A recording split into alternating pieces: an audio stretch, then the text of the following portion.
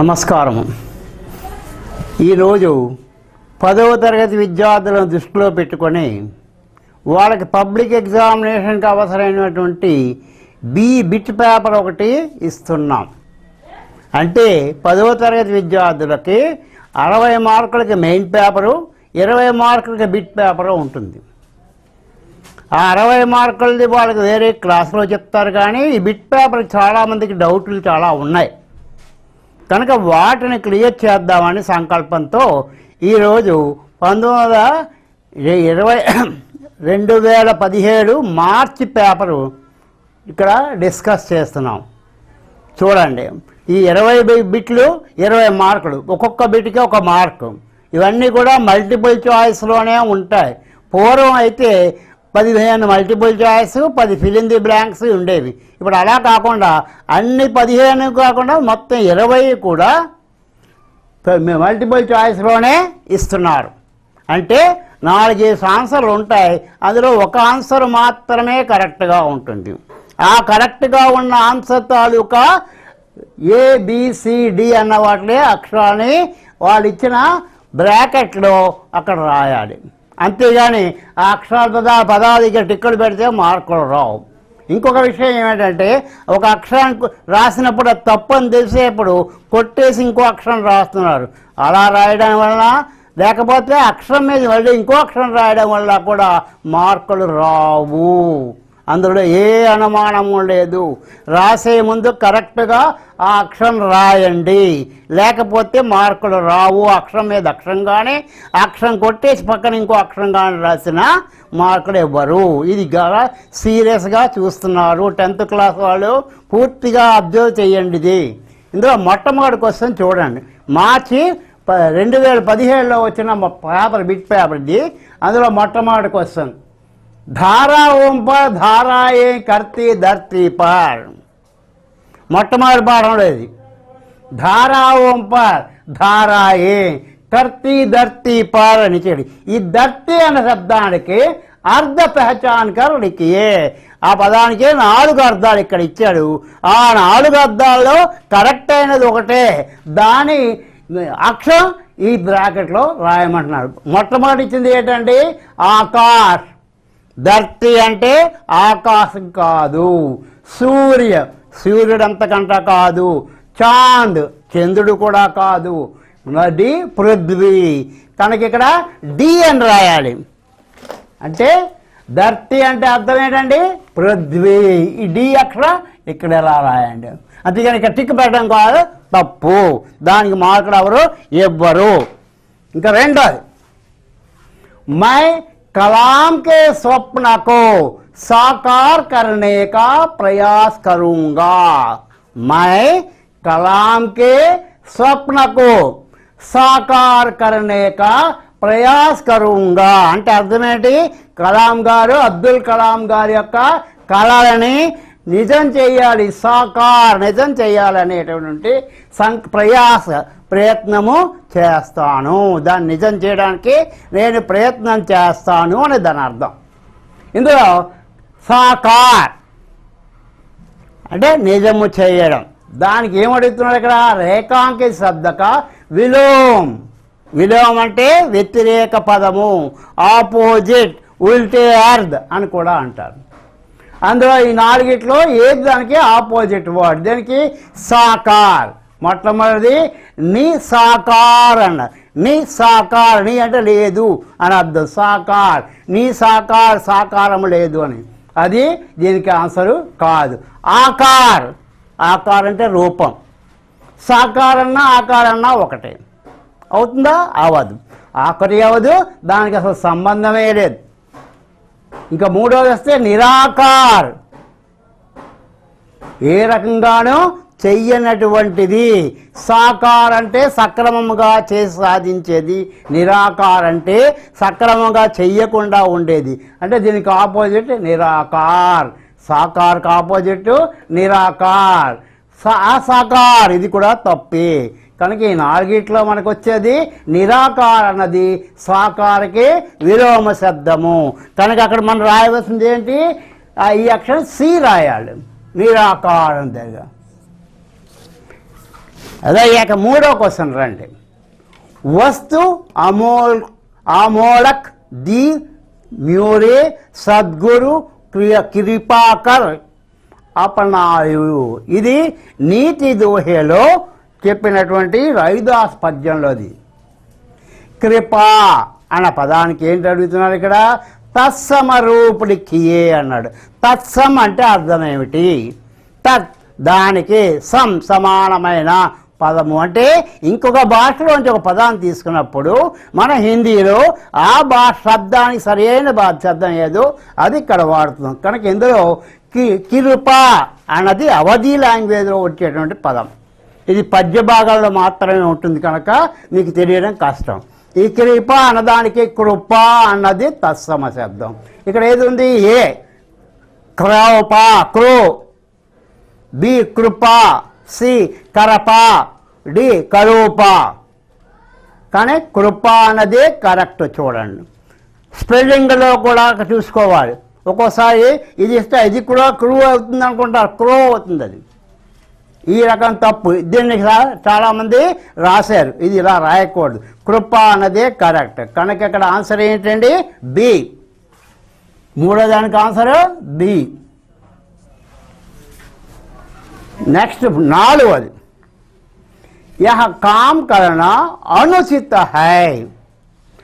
అనుచిత అనే శబ్దాన్ని అండర్లైన్ చేశారు. అంటే రేఖాగత శబ్దక్ మే ఉపసర్గ పహచానియే. ఉపసర్గ అంటే అర్థం ఏంటి? ప్రత్యయ, ఉపసర్గ, ఈ రెండు చూసుకోండి. ఉపసర్గ అంటే ప్రిఫెక్స్ అంటాం ఇంగ్లీష్లో. ప్రత్యయ అంటే సఫెక్స్ అంటాం. ప్రిఫెక్స్ అంటే మనకు వచ్చే పదానికి ముందుగా వచ్చేటువంటి అక్షరం. అది సఫెక్స్ అంటే మనకు వచ్చిన పదానికి ఆఖరిలో ఉండేటువంటి అక్షరాల సమూహంగానే అక్షరంగానే అవుతుంది. కనుక ఇక్కడ ఉపసర్గ అంటే అనుచితలో అను ఏ ఇచ్చాడు, బి అన్, సి ఆ, డి అణు. అంటే చిత్తులో ఏమీ లేదని అర్థమైపోతుంది మనకి. అణువులోనే ఉంది. అణు ఏది కరెక్ట్? ఇక్కడ ఏది ఇచ్చాడు అణు అనేది అదే కరెక్ట్. అంటే ఏ ఈజ్ ఏ కరెక్ట్ ఆన్సర్. ఏ అన్నది సరైన సమాధానము. అది అణు రావాలి, దాన్ని ఉపసర్గము అంటాం. ఇంకా నెక్స్ట్ క్వశ్చన్ ప్రిఫెక్స్ అయిపోయింది, సఫెక్స్ వచ్చింది. ఇక్కడ ప్రత్యయ్. నెక్స్ట్ క్వశ్చన్లో ప్రత్యయ అడుగుతున్నాడు. రేఖాంకిత శబ్దమే ప్రత్యయ పహచానియే. వాక్యం ఏంటి? రాజు అబ్ ధైర్యవాన్ హో గయా. రాజు అబ్ ధైర్యవాన్ హో గయా. ఈ ధైర్యవాన్ అన్న శబ్దంలో మీకు ప్రత్యయ ఏది? సఫెక్స్. ధైర్య అనేది పదం, మనకున్న పదం. దాని పక్కన చేసింది వాన్. ఆ వాన్ అది ఇక్కడ ఉందా? ఆన్ ఉంది, అది కాదు. నా ఉంది, అది కాదు. ఇది సి వాన్. డి అవాన్, అవి కూడా కాదు. సి అన్నది మాత్రమే కరెక్ట్.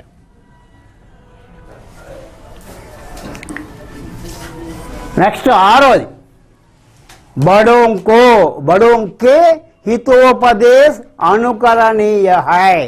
బడోంకే అంటే పెద్దవారి యొక్క హితోపదేశితమైనటువంటి మాటలు, మంచి మాటలు అనుకరణీయ హై పాటించతగినవి.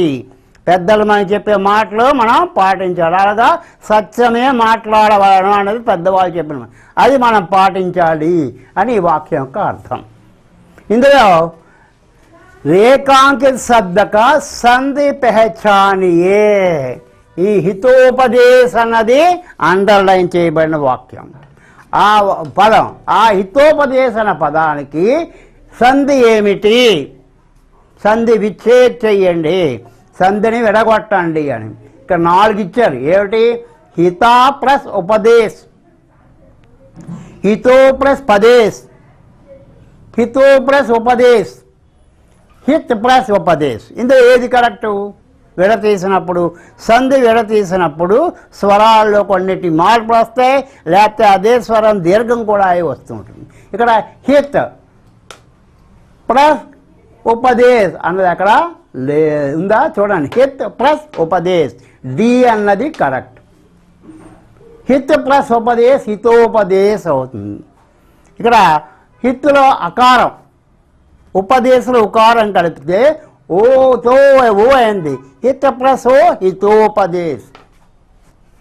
ఇది డి అన్నది కరెక్ట్ ఆన్సర్.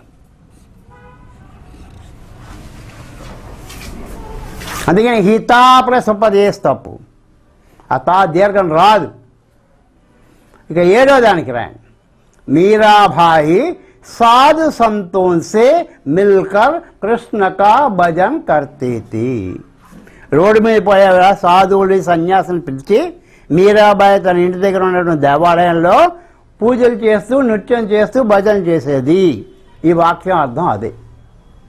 అందులో సాధు సంతో అన్న పదాన్ని అండర్లైన్ చేసేది. ఆ అండర్లైన్ చేసిన శబ్దానికి సమాసం ఏమిటి అన్నారు. అది ఏ సమాసము?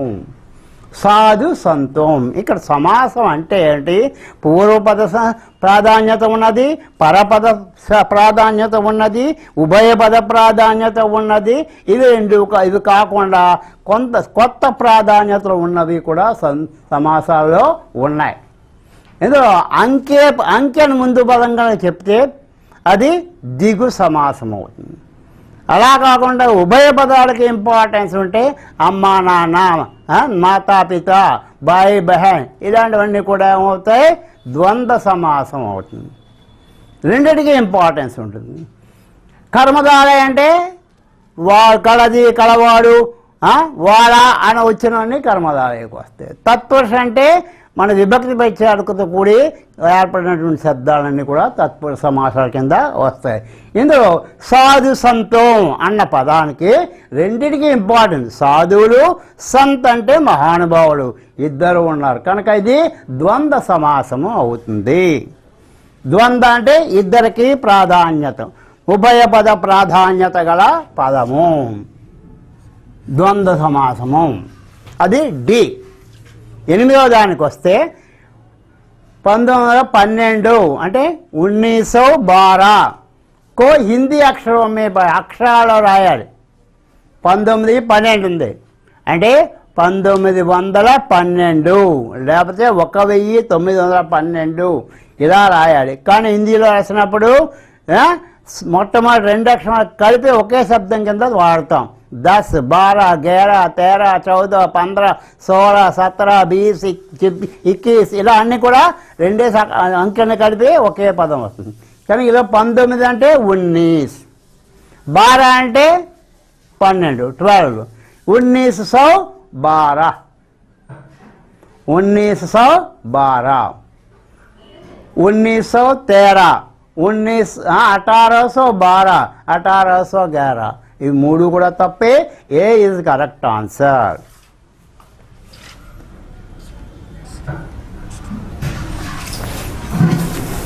Ninth question. హమీద్ సబ్సే జ్యాదా ప్రసన్న హై. 2వ పాఠంలో ప్రేమ్చంద్ పాఠం ఇది. హమీద్ అనేటువంటి కుర్రవాడు అందరికంటే జ్యాదా ఎక్కువగా ప్రసన్న ఆనందముగా ఉన్నాడు. మిగతా పిల్లలు అందరికంటా కూడా ఎక్కువగా ఆనందంగా ఉన్నాడు అని. ఈ వాక్యంలో సంజ్ఞా శబ్ద పేచానియే. సంజ్ఞ ఏది? What is noun? నామవాచకం ఇందులో ఏది? నీకు క్లియర్గా తెలుస్తుంది. హమీద్ అన్నది సంజ్ఞ, నామవాచకము. మిగతా ఏవి కావు. హై అది క్రియ అవుతుంది. హమీద్ ఇది నామవాచకం. జాదా విశేషణ అవుతుంది. సబ్సే ఇది ఎడ్జెక్టివ్ అవుతుంది. కనుక ఇవేవి కూడా మనకి సంబంధం లేదు. ఒక్క బిఏ కరెక్ట్. హమీద్.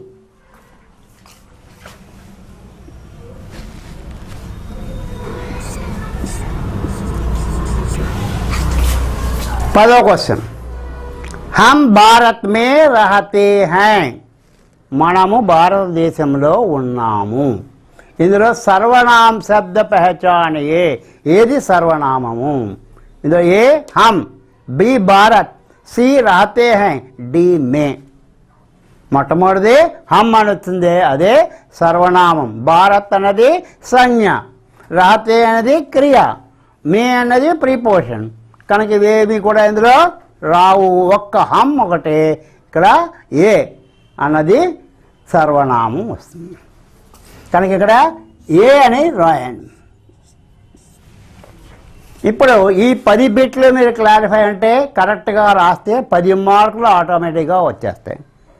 ఇందులో ఏ ఒక్కటి పోయినా మార్క్ పోతుంది, కానీ మైనస్ మార్కులు లేవు, నో నెగిటివ్ మార్క్స్.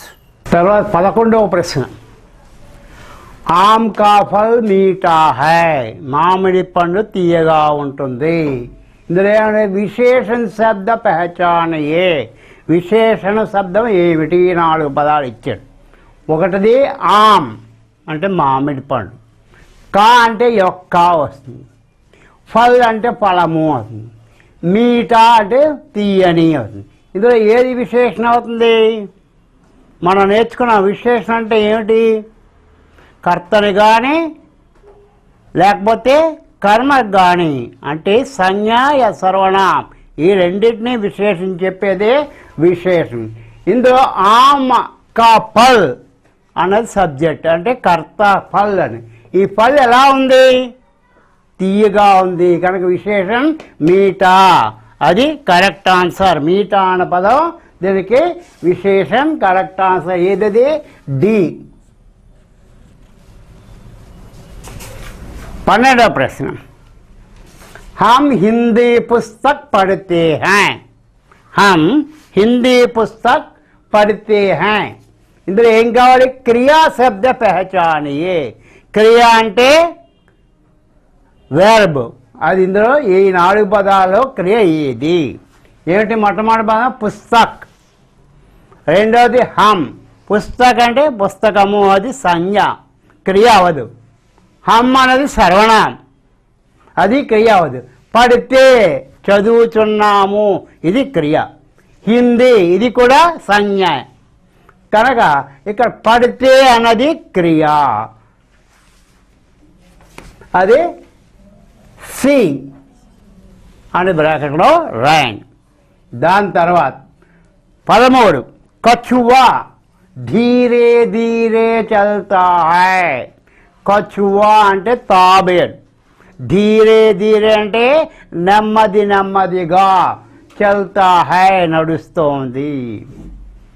దీంట్లో క్రియా విశేషణ శబ్ద పెహచానియే, క్రియని విశేషించి చెప్పే క్రియా విశేషణ ఏది? ఇందులో కछुआ అది క్రియా విశేషణ అవుతుందా? అవదు, సంజ్ఞ అవుతుంది. చల్తా ఇది క్రియ అవుతుంది. ధీరే ధీరే నెమ్మది నెమ్మదిగా, ఎలా నడుస్తుంది? ధీరే ధీరే అంటే క్రియని విశేషం చెప్పే పదం ధీరే ధీరే, కనుక ఇది క్రియా విశేషం, కనుక దీన్ని సి ఇక్కడ ఆన్సర్ రాయాలి. 14, గాయక్ గానే జాతా హై. గాయక్ గానే జాతా హై అంటే పాడేవాడు గాయకుడు, గానే పాడడానికి వెళ్తున్నాడు. స్త్రీలింగ రూపం కావాలి. దేనికి? గాయక్ అనే పదానికి సంజ్ఞకి స్త్రీలింగ రూపం కావాలి. ఇందులో ఏమిటి ఇచ్చాడు? గాయిక గానే గాతీ హై. గాయక్ అన్నదానికి స్త్రీలింగం గాయిక, గానే జాతీ హై అంటే స్త్రీలింగ రూపం వచ్చినప్పుడు సబ్జెక్ట్ ఏ జెండర్ నంబర్లో ఉంటుందో వెర్బ్ కూడా అదే జెండర్ నంబర్లో ఉండాలని రూల్ని అనుసరించి గాయిక అన్నాడు, అంటే ఫిమినైన్ ఫామ్, స్త్రీలింగ రూపం, కనుక గాతీ హై అన్నది సరిపోతుంది. గాయక్ గానే గాతే హై పాడే, గాయకుడు పాట పాడడానికి, గాతే హై పాడుతున్నారు. గాయిక గానే గాతా హై అంటే గాయక పాట పాడతాడు.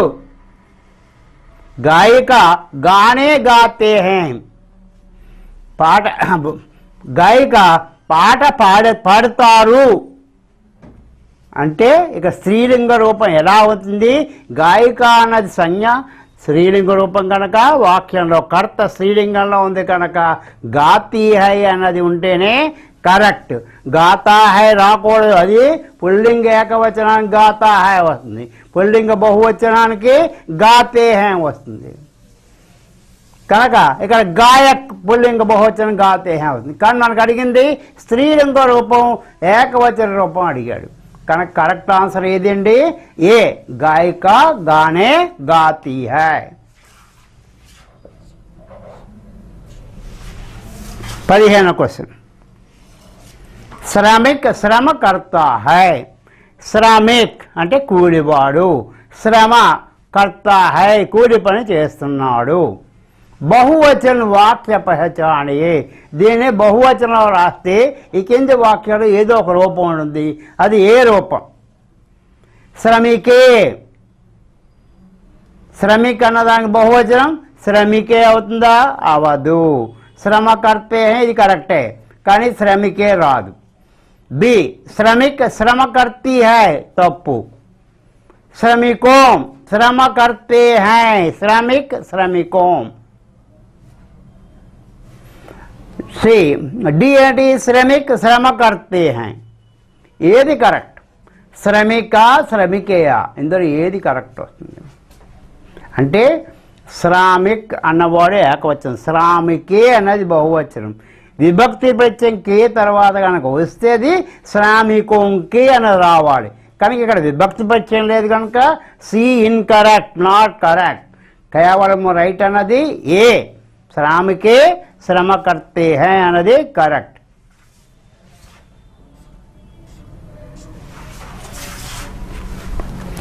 పదహారవ ప్రశ్న. పృథ్వీ డాష్ మానవుని ప్రగతి కర్లి. పృథ్వీ నేల మీద మనిషి ప్రగతిని సాధించాడు, ఉన్నతిని సాధించాడు అని అర్థం.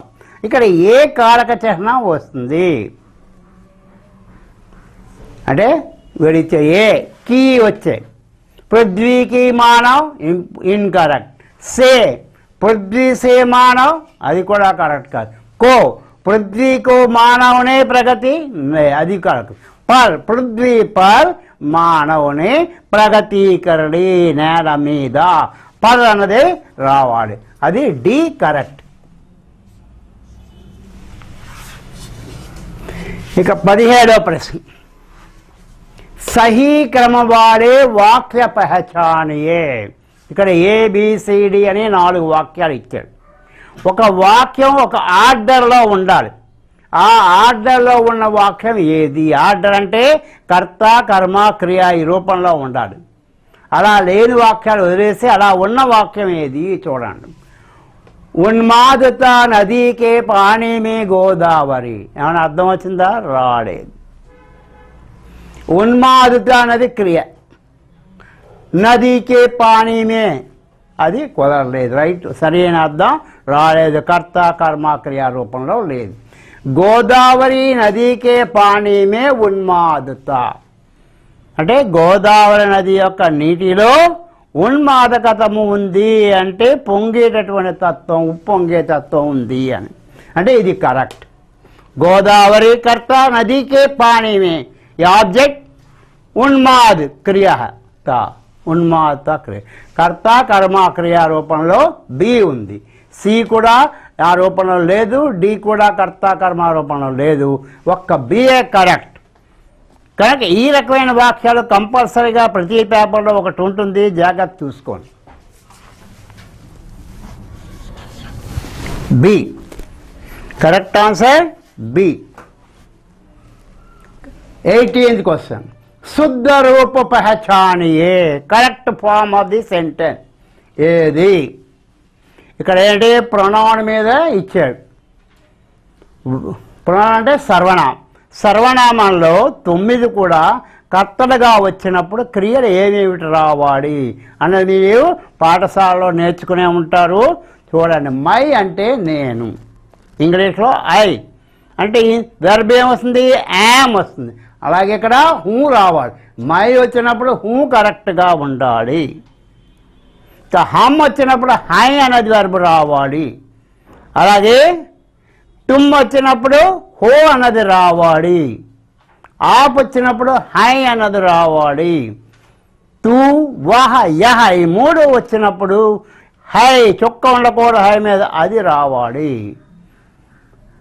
ఇంకా ఏ వే ఇవి వచ్చినప్పుడు హై డాట్ ఉండి తీరా చుక్కు అన్నది రావాలి. అది ఫార్మిటీ. ఆ రూపంలో ఈ వాక్యాలు ఉన్నాయేలా చూడండి. ఇక్కడ మైతో ఇచ్చాడు. మై బాజార్ జాతా హూ, మై బాజార్ జాతా హై, మై బాజార్ జాతే హో, మై బాజార్ జాతే హై. మై అని వచ్చినప్పుడు ప్లూరల్ ఫామ్ ఎలాగా రాదు, తప్పు. ఈ సింగులర్ ఫారం అయినా తా హై వచ్చింది, మై వస్తే హై రాకూడదు, హూ రావాలి. మూడోది సీదా మై బాజా జాతే హో, తుమ్ముకి హో వస్తుంది కానీ మైకి రాకూడదు. కనుక జాతా హూ అనే ఏకే వచ్చింది కనుక ఏ కరెక్ట్ ఆన్సర్.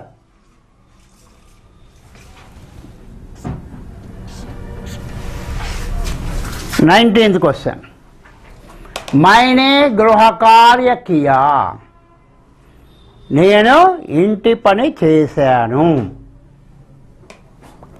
గృహ కార్య కియా చేశాను. Action was completed. పని పూర్తయిపోయినట్లు చెప్తున్నాడు ఇక్కడ. దాని కాల పహచానే, ఇది ఏ కాలంలో ఉంది వాక్యం. In which sentence, this sentence is in which tense అని క్వశ్చన్. అంటే వర్తమాన కాలమా, భూతకాలమా, భవిష్యత్ కాలమా, సందిగ్ధ వర్తమాన కాలమా. వర్తమాన కాలం అంటే జస్ట్ ఇప్పుడే జరుగుతుంది, యాక్షన్ ఈజ్ గోయింగ్ ఆన్ అన్నది వర్తమాన కాలం. ఇక్కడ ఏంటి, గృహ కార్య కర్తాము అనలేదు, కియా అయిపోయింది, కంప్లీట్ అయిపోయింది. అంటే భూతకాలంలో క్రియ అన్నది అయిపోయింది కనుక భూతకాల రూపం అవుతుంది. భవిష్యత్తు కరుంగా, భవిష్యత్ కాలం. సందిగ్ధం ఏమిటి, కర్తా హోగా, సందిగ్ధ వర్తమానం. కనుక ఇందులో ఏ రూపంలో ఉంది, కార్య కియా అన్నది ఇక్కడ ఉంది కనుక ఇది భూతకాలము. అంటే బి ఈజ్ కరెక్ట్ ఆన్సర్.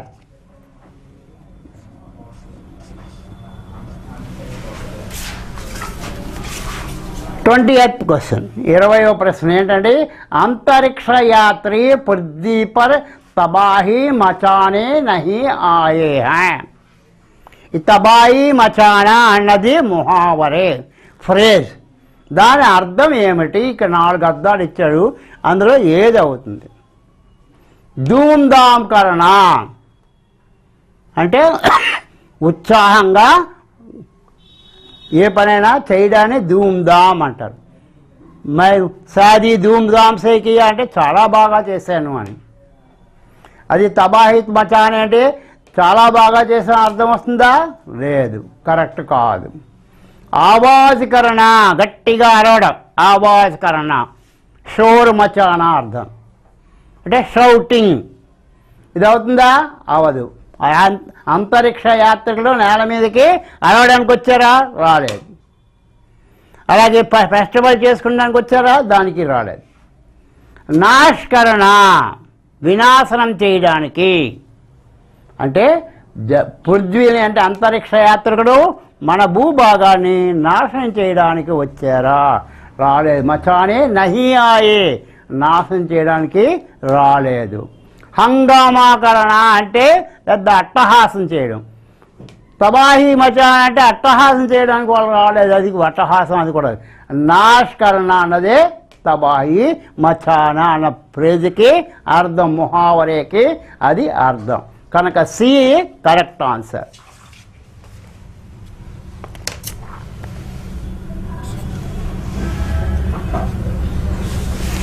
ఈ రకంగా బిట్ పేపర్ ఇచ్చినప్పుడు ప్రతి క్వశ్చన్ కూడా చదువుకొని దాని అర్థం తెలుసుకొని ఆడిచ్చిన ఆప్షన్లో మనకు వాక్యానికి సంబంధించింది ఏది ఉంటుందో జాగ్రత్తగా పరిశీలించి మరీ ఆన్సర్ రాయండి. పక్కవాడు రాశాడు ఏ అంటే మనం రాసేయి, అది తప్పు. వాడు రైట్ రాశాడు తప్పు రాశాడు మనకు తెలియాలి. కనుక మన నాలెడ్జ్తో ఉపయోగించి ఇది ఎంతసేపు రైటా కాదా అని చూడాలి. తెలుగులో పద్యం చెప్పారు, వినదగును ఎవ్వరు చెప్పినా వినినంతనే వేగపడక వివరింపతగున్నాను. అంటే ఎవరో ఆన్సర్లు చెప్తూ ఉంటారు మీకు పరీక్షలో, ఆ ఆన్సర్లన్నీ కరెక్ట్ అనుకోకండి, అది రైటా తప్ప అని మీరు ఆలోచించండి. వాడు చెప్పారు కదా రాసేయకూడదు.